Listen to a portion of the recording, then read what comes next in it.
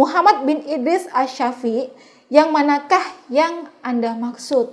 Ulama tersebut pun menjawab bahwa ia merupakan ulama besar yang berasal dari kota Mekah. Sang ibu pun terkejut mengetahui bahwa guru ulama tersebut merupakan anaknya.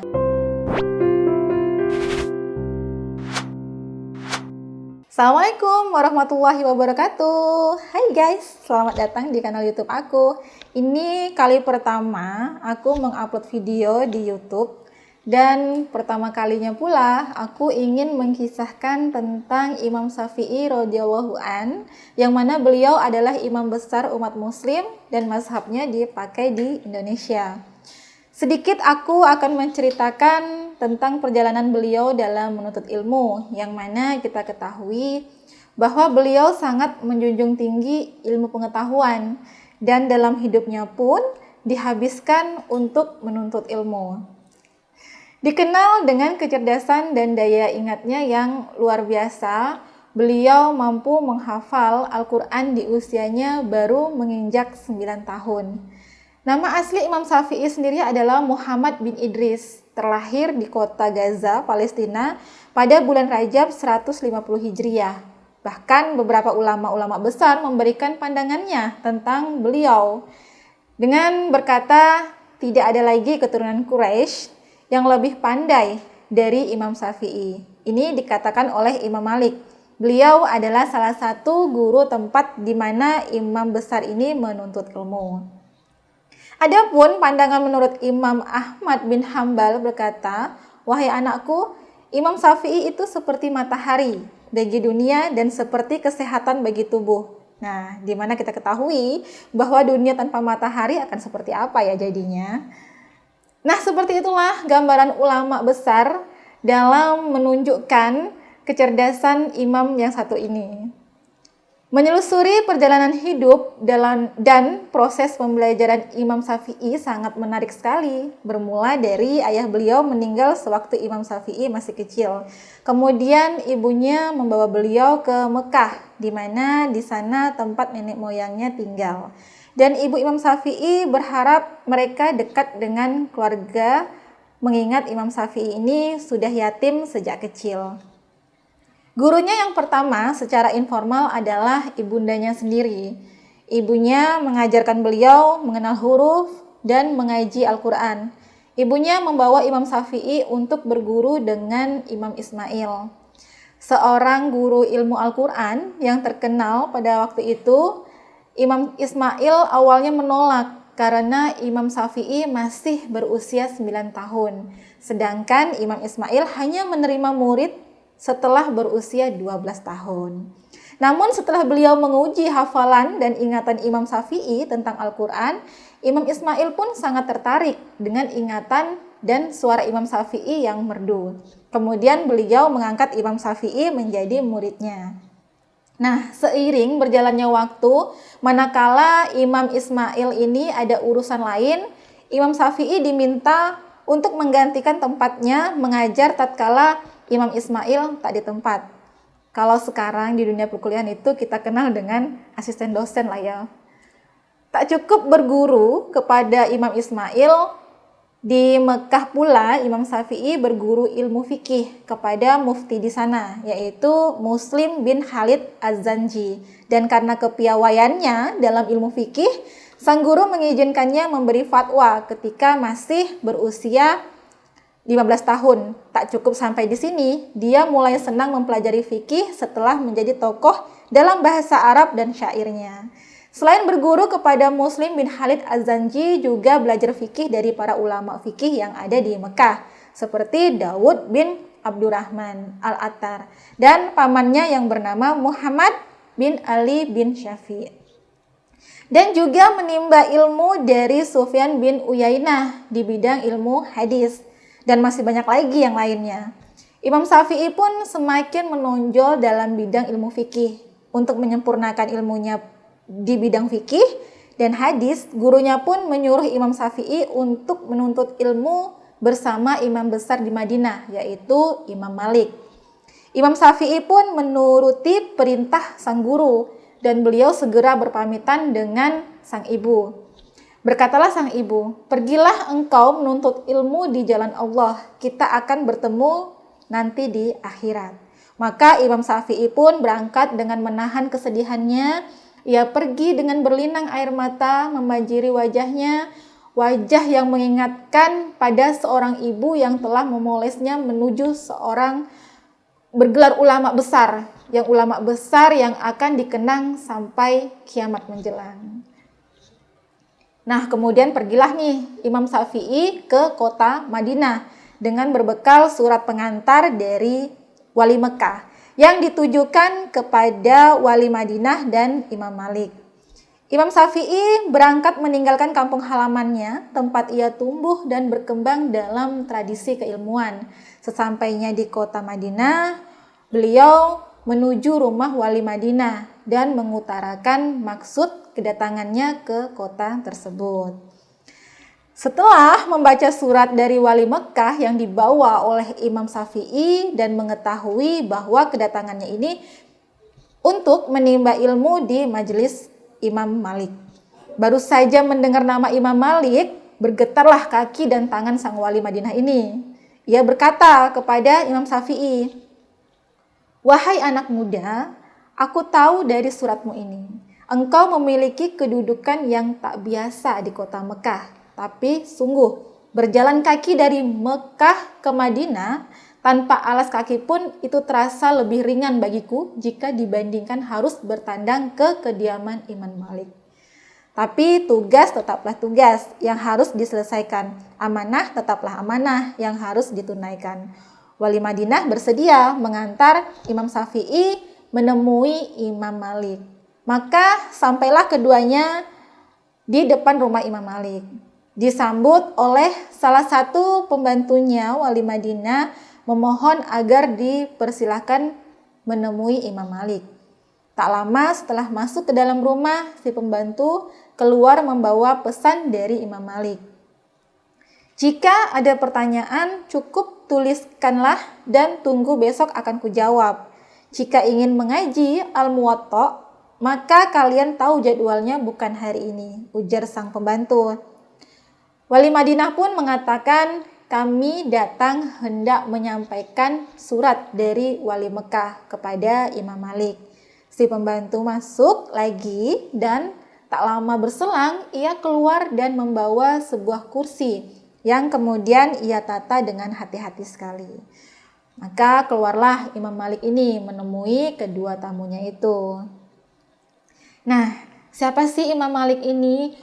Kok wali Madinah ya baru menyebut namanya saja sudah bergetar. Begitu luar biasa pengaruh Imam Malik, seorang ulama tertinggi di kota Madinah ini. Imam Malik ini ialah seorang syekh yang wajahnya memancarkan keikhlasan dan aura ilmu yang memesona. Imam Malik membaca surat itu dengan seksama. Setelah tahu apa maksudnya, beliau melempar surat itu ke tanah dan berkata, "Subhanallah, sejak kapan ilmu Rasulullah SAW didatangi dengan wasilah surat menyurat seperti ini?" Nah, makin bergetarlah nih wali Madinah mendengar ucapan Imam Malik dengan lantang. Wali Madinah tak mampu berkata-kata lagi. Ia seakan kehabisan kalimat di hadapan Imam Malik. Akhirnya Imam Syafi'i memberanikan diri untuk berbicara. Mendengar kalimat dan tutur bahasa yang elok, sepertinya Imam Malik berfirasat bahwa pemuda di hadapannya ini nanti akan jadi tokoh besar. Imam Malik pun berkata, "Datanglah besok untuk mendengar kajian kitab Al-Muwatta." Kemudian, "Wahai Syekh, aku sudah menghafalkannya di luar kepala." Itu jawaban Imam Syafi'i ya. Jadi teman-teman, saat Imam Syafi'i ini di Mekah, diam-diam beliau sudah mempelajari kitab Al-Muwatta ini. Nah, mendengar itu Imam Malik pun mengujinya dan memintanya untuk membacakan isi dari kitab Al-Muwatta ini. Maka setelah dibacakan di hadapannya, Imam Malik begitu terkesan dengan hafalan dan bagusnya bacaan Imam Syafi'i. Nah, begitulah awal perjumpaan Imam Syafi'i dengan gurunya Imam Malik di kota Madinah. Imam Syafi'i menjadi murid kesayangan Imam Malik. Karena tak butuh waktu lama, Imam Syafi'i menyerap semua ilmu yang ia dapat dari Imam Malik. Suatu saat Imam Malik pun berpesan kepada murid kesayangannya itu untuk pergi dari Madinah untuk mencari ilmu lain di negara lain pula. Sesungguhnya ilmuku sudah habis, tak bersisa untuk disampaikan lagi kepadamu, wahai muridku. Nah, begitulah kira-kira ya yang disampaikan Imam Malik terhadap Imam Syafi'i.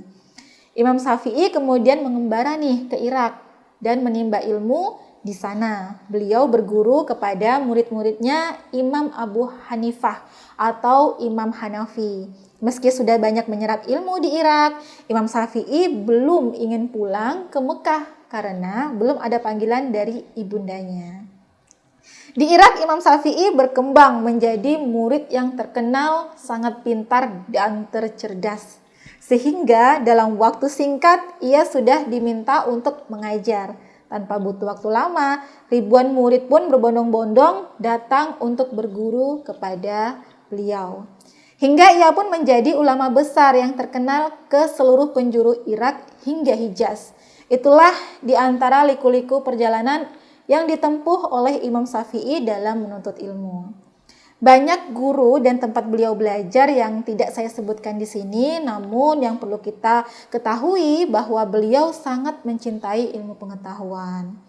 Pernah suatu masa sang guru Imam Malik memuji beliau dengan berkata, "Jika ada orang yang bahagia karena ilmunya, inilah orangnya." Nah, tentunya kalimat ini ditujukan untuk Imam Syafi'i. Adapun kalimat yang terkesan dari Imam Syafi'i yang patut menjadi pedoman kita dalam hidup terkait dengan penggunaan ilmu ialah, siapa yang mempelajari Quran besar harga dirinya. Siapa yang mempelajari hadis tinggi martabatnya. Siapa yang mempelajari bahasa lembut hatinya. Siapa yang mempelajari ilmu hisab tajam pandangannya. Dan siapa yang tidak memelihara dirinya tidak berarti ilmunya. Sangat dalam sekali ya kalimat yang terurai dari lisannya Imam Syafi'i.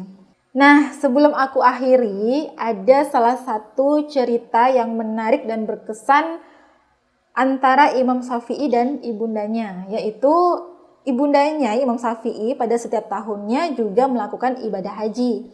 Pada kesempatan tahun itu pun sang ibu melaksanakan ibadah haji. Pada saat itu sang ibu mengikuti kajian dari salah seorang ulama, yang mana sang ulama tersebut sering mengucapkan nama Imam Syafi'i.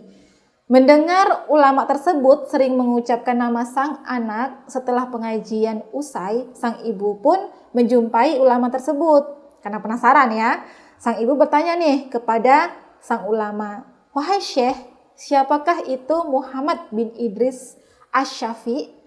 Sang ulama pun menjawab bahwa Imam Syafi'i adalah gurunya di Irak.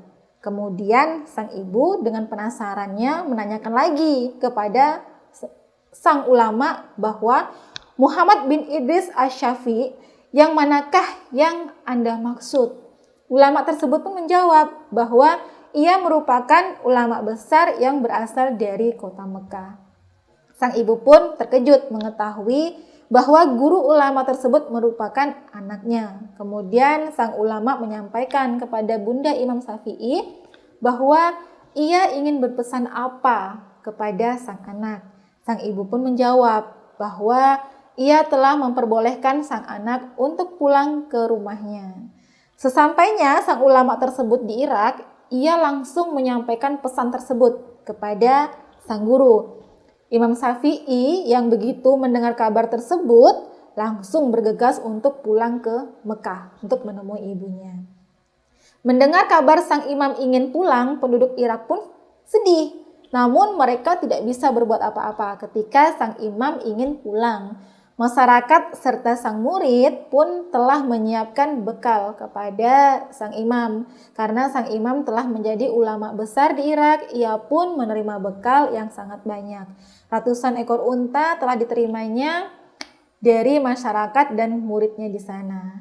Sesampainya sang imam di pinggir kota Mekah, ia pun memerintahkan sang murid untuk memberitahukan sang ibu bahwa anaknya telah sampai di kota Mekah. Sang ibu bertanya kepada utusan ini ya, apakah yang ia bawa? Sang murid pun menjawab dengan bangga bahwa sang imam membawa ratusan ekor unta dan harta lainnya. Mendengar itu, sang ibu pun sangat marah dan ia tidak memperbolehkan sang anak untuk pulang. Dengan rasa bersalahnya, ya, sang murid ini kembali menjumpai sang guru dan menyampaikan bahwa sang ibu marah dan tidak memperbolehkannya untuk pulang. Mendengar berita itu, sang imam sangat ketakutan dan menyuruh sang murid untuk mengumpulkan seluruh orang-orang yang tak mampu di kota Mekah. Kemudian ia memberikan seluruh harta yang ia bawa hingga tak tersisa ya. Jadi yang tersisa hanyalah kitab-kitab dan ilmunya saja. Kemudian sang imam memerintahkan sang murid untuk memberitahu sang ibu tentang hal ini. Setelah mendengar kabar tersebut, sang ibu pun senang dan memperbolehkan sang imam untuk pulang. Nah, begitu luar biasa ya peran yang ditopang seorang ibu yang selalu memasrahkan buah hatinya kepada Allah beserta kekuatan tauhid yang membara. Inilah karakter sejati seorang ibu yang telah menyerahkan jiwa raga anaknya hanya kepada ilmu, menyerahkan segala aktivitasnya dalam rangka pengabdian kepada Allah Subhanahu wa taala. Dari mulai ia melahirkan, mengasuhkannya tanpa suami, membesarkannya hingga mengantar sang anak menjadi imam besar umat Islam hingga kini. Allahu Akbar. Nah, apabila kalian seorang anak ya, nih, yang pulang dari perantauan dan membawa harta yang cukup banyak, kira-kira apa sih reaksi ibunda kalian? Apakah seperti ibunda Imam Syafi'i? Tulis di kolom komentar kalian ya. Nah, demikianlah sepenggal kisah mengenai Imam Syafi'i. Semoga bermanfaat. Mohon maaf apabila ada kekurangan dalam penyampaian, karena pada hakikatnya kesempurnaan hanyalah milik Allah Subhanahu wa taala. Wassalamualaikum warahmatullahi wabarakatuh. See you next time. Bye bye.